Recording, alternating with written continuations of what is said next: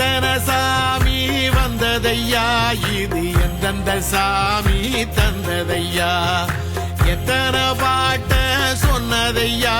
அத சுத்துற பூமி கண்டதையா,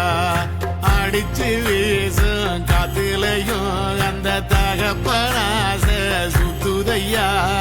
பிடிச்சு பூக்கும் வேதையிலும் ஒரு வம்சத்து கதையே உள்ளதையா, 100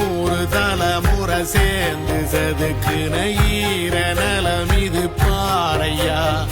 வாழும் வரையிலும் நீயும் விதைக்கிற கடமை இருக்கு கேளையா.